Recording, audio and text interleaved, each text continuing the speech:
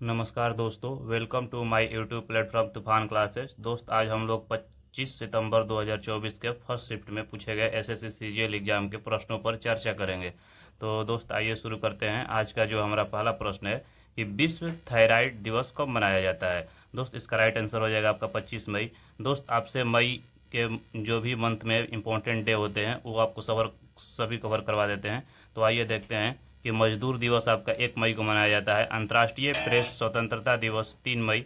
विश्व red cross दिवस 8 मई। अंतर्राष्ट्रीय नर्स दिवस 12 मई। स्वतंत्रता वीर गौरव दिवस 28 मई। वहीं दोस्त विश्व फुटबॉल दिवस जो होता है वो आपका 25 मई को मनाया जाता है। तो दोस्त ये आप याद रखिएगा जितने वीडियो हैं, क्योंकि हो सकता है आपसे अगला शिफ्ट में ये पूछा जा सकता है। तो आइए अगला प्रश्न देखते हैं। अगला प्रश्न है आपका दोस्त की फेडस कप किस खेल से संबंधित है। तो दोस्तों ये जो आपका फेडस कप है इसका दोस्त राइट आंसर आपका हो जाएगा फुटबॉल हो जाए गोल्फ हो जाएगा। ये आपका गोल्फ से संबंधित है दोस्त। वहीं एक्स्ट्रा फैक्ट की बात करें तो गोल्फ से संबंधित जो भी कप है, जिससे आपका बाकर कप हो गया, सर्किट कप हो गया, राइडर कप हो गया, डेनियल कप हो गया, प्रिंस ऑफ वेल्स कप हो गया, तो ये सारे कप को नाम आपको याद रखिएगा। अगला क्वेश्चन देखते हैं दोस्त कि PMFBY का पूर्ण रूप क्या है दोस्तों। तो इसका दोस्त आपका हो जाएगा प्रधानमंत्री फसल बीमा योजना, जो कि दोस्त ये योजना थी जो 2015 में लाई गई थी, प्रधानमंत्री फसल बीमा योजना। अगला प्रश्न देखते हैं। एक्स्ट्रा फैक्ट की अगर दोस्त बात करें तो वहीं आपका जो ये प्रधानमंत्री फसल बीमा योजना है ये 2015 में इसकी शुरुआत हुआ था। वहीं दोस्त मुद्रा योजना की अगर हम फुल फॉर्म की बात करें तो micro unit development and refinance agency हो जाता है। वहीं दोस्त अमृत योजना की बात करें तो Atal mission for rejuvenation and urban transformation हो जाता है दोस्त। अगला दोस्त है आपका उदय योजना दोस्त, जो कि 2017 में आया था। दोस्त अगर उदय योजना की हम फुल फॉर्म की बात करें तो उज्ज्वल डिस्कॉम एश्योरेंस योजना, इसका फुल फॉर्म याद रखिएगा, जो कि आपसे हो सकता है अगला शिफ्ट में पूछा जा सकता है। यदि दोस्त आप चैनल पर नए हैं तो चैनल को सब्सक्राइब कीजिए। वीडियो आपको अच्छी लग रही है तो वीडियो को लाइक जरूर कीजिए। अगला प्रश्न है दोस्तों कि आपका इनमें से किस सितार वादन के लिए 2022 राष्ट्रीय कालिदास सम्मान पुरस्कार से सम्मानित किया गया था दोस्त। तो दोस्त ये आपसे कालिदास सम्मान पुरस्कार की बात कर रहे हैं 2022 में जो मिला हुआ था। तो दोस्तों इसका राइट आंसर हो जाए आपका बद्दुद्यत्या मुखर्जी, बुद्धादित्य मुखर्जी दोस्त से इनको ये राष्ट्रीय पुरस्कार मिला हुआ था। नेक्स्ट क्वेश्चन देखते हैं कि किस राज्य में शत्रुंजय पहाड़ी स्थित है। तो दोस्त ये जो आपको शत्रुंजय पहाड़ी दोस्त स्थित है ये आपका गुजरात राज्य में स्थित है। वहीं दोस्त एक्स्ट्रा फैक्ट की बात करें तो गिरनार की पहाड़ी जो है ये आपके गुजरात में है। अरवाली की जो पहाड़ी दोस्त है ये आपका राजस्थान में है। अमरकंटक की जो पहाड़ी है ये मध्य प्रदेश में है। वहीं दोस्त गठजात पहाड़ी की अगर बात करें तो ये आपका गुजरात में पड़ता है। वहीं दोस्त मुल्लायनागिरी पहाड़ी की बात करें तो ये आपका कर्नाटक में पड़ता है दोस्त। अगला प्रश्न देखते हैं। अगला प्रश्न दोस्त है आपका कि कौन सा गीत राजस्थान के किसान खेतों में काम करते समय गाते हैं दोस्त। जब दोस्त किसान हमारे भाई जो हैं खेत में जब काम करते हैं तो उनको राजस्थान में एक गीत गाते हैं, उस गीत का नाम क्या है। तो दोस्त इसका राइट आंसर हो जाएगा आपका पनखिड्डा, इसका राइट आंसर हो जाएगा। वहीं दोस्त एक्स्ट्रा फैक्ट की हम बात करें तो कपिल मुन्नी मेला जो है राजस्थान में आयोजित किया जाता है। सुमंग लीला जो आपका त्यौहार है ये मणिपुर में देखने को मिलता है। वहीं दोस्त मोपिन त्यौहार जो है आपका अरुणाचल प्रदेश में आयोजित किया जाता है दोस्त। वहीं दाला पूजा जो होता है ये आपका छठ पर्व में मनाया जाता है। छठ पर्व दोस्त मुख्य रूप से आपका बिहार का सबसे प्रसिद्ध त्यौहार है और ये आपको अक्टूबर नवंबर के महीनों में दोस्तों देखने को मिलता है दोस्तों। अगला प्रश्न है दोस्तों कि किस अनुच्छेद में अपराधों को दोष के सीध के संदर्भ में सुरक्षा का प्रावधान है। तो दोस्त इसका राइट आंसर आपका अनुच्छेद 20 हो जाएगा। ये आपका फंडामेंटल राइट यानी कि मौलिक अधिकार से ये प्रश्न था। तो दोस्त वहीं अगर एक्स्ट्रा राइट की हम बात करें तो जितने भी हमारे स्वतंत्रता के अधिकार से अनुच्छेद है उन पर एक नज़र डालते हैं। तो दोस्त अनुच्छेद 19 में आपका है कि अभिव्यक्ति की स्वतंत्रता। 19 के क में आपका दोस्त या ए में आप कह सकते हैं कि प्रेस की स्वतंत्रता। दोस्त 19 के क में आपको टोटल 6 अनुच्छेद आते हैं। वहीं दोस्त अनुच्छेद 21 की बात करें तो प्राण एवं दहेज की स्वतंत्रता या संरक्षण के निजता का अधिकार। दोस्तों अनुच्छेद 21 में आपको निजता के अधिकार पर का भी चर्चा है, या प्राण या दहेज स्वतंत्रता का संरक्षण के बात भी इसमें आप कर सकते हैं। वहीं दोस्त 21 की क में बात करें तो राज्य में 6 से 14 वर्ष के आय के समस्त बच्चों को निःशुल्क शिक्षा का प्रावधान किया गया है। वहीं दोस्त अनुच्छेद अगर 22 की बात करें तो कुछ दिशाओं में गिरफ्तारी और निरोध के संदर्भ में संरक्षण के बारे में दोस्त चर्चा किया गया है। वहीं दोस्त अगला प्रश्न देखते हैं कि सरकार ने स्टार्टअप इंडिया स्कीम जो आया था दोस्त इसकी शुरुआत कब की थी। जो ये आपका स्टार्टअप इंडिया है, इस स्कीम की शुरुआत कब हुआ था दोस्त? तो इसका राइट आंसर हो जाएगा आपका 2016।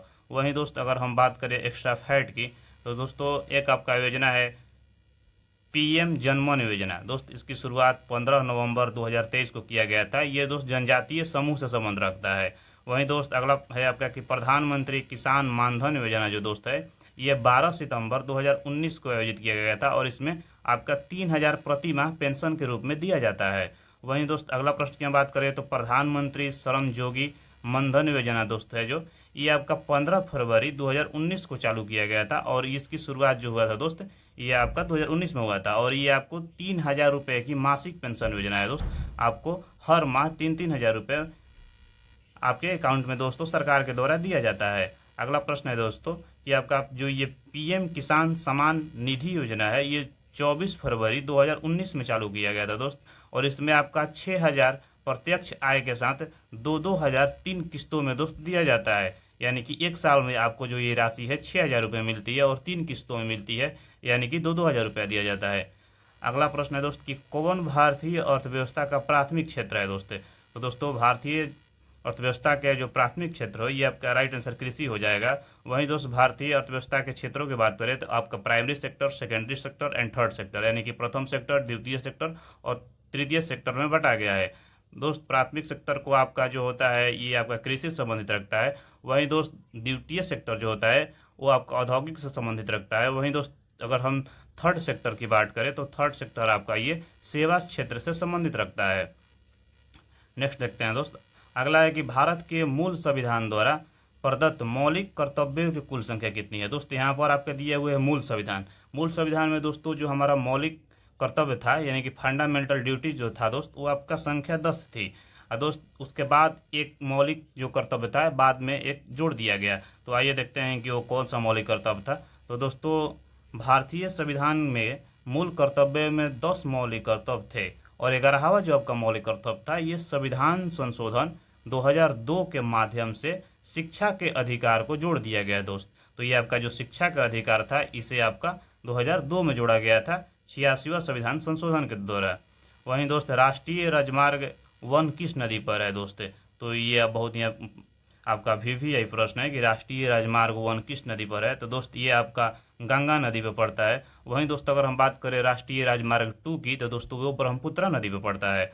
वहीं दोस्त एक्स्ट्रा फैक्ट की बात करें तो NH44 जो है दोस्त, ये श्रीनगर से लेकर आपका कन्याकुमारी तक जोड़ता है। वहीं दोस्त यानी कि आपके पूर्वी उत्तरी भारत से दोस्तों ये आपका दक्षिणी भारत को कनेक्ट करता है। वहीं NH अगर 27 का हम बात करें यानी नेशनल हाईवे 27, तो दोस्त ये पोरबंदर से सिलचर तक को कनेक्ट करता है। यानी कि आपको ये पश्चिमी भारत को पूर्वी भारत को जोड़ने वाला जो आपको नेशनल हाईवे है ये 27 है। वहीं दोस्त अगर NH48, NH का दोस्त फुल फॉर्म होता है नेशनल हाईवे, तो ये जो NH आपका 48 है दिल्ली से चेन्नई को जोड़ता है।